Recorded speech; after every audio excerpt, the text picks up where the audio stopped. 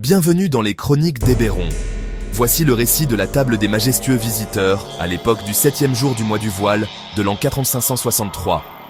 Une ère de fragments, de pactes oubliés et d'éveil. Dans les hauteurs du ciel de Corvair, Ulad, Charlie, désormais appelé Lydia, et Euryclée avancent vers leur destin. Le cercle des éveillés d'Ocaris s'est formé. Une méditation psionique unit les esprits. Lydia, Lady Néréphyrte, Varlaris et Tarn. Ensemble, ils stabilisent une conscience. Mais quelque chose les observe. Lydia, Ulad et Satanael rejoignent la grotte du géniteur de Lydia, Xarn Baat, un ancien, un détenteur d'un savoir interdit sur les fragments. Lydia ouvre la voie, épée allumée. Ulad, vigilant, déploie sa forteresse mentale pour protéger le groupe. Les glyphes psioniques se réveillent. Le fragment s'ancre. Lydia tend la main à son père.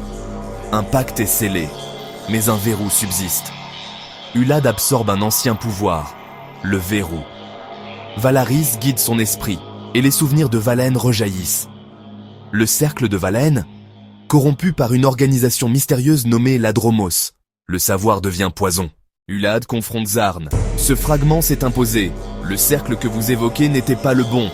Pourquoi ai-je ressenti l'Adromos chez vous ? Dans le calme d'un paradis mental, les deux esprits échangent, se jaugent, s'évaluent. Puis, Ulad tend la main. Soyez un des porteurs. Zarn accepte. Il rejoint l'ordre des éveillés. Mais Ulad avertit. Je vous ai neutralisé.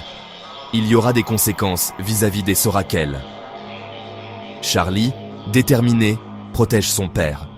Ulad, toujours protecteur, devient le phare de sa fille, même dans l'ombre.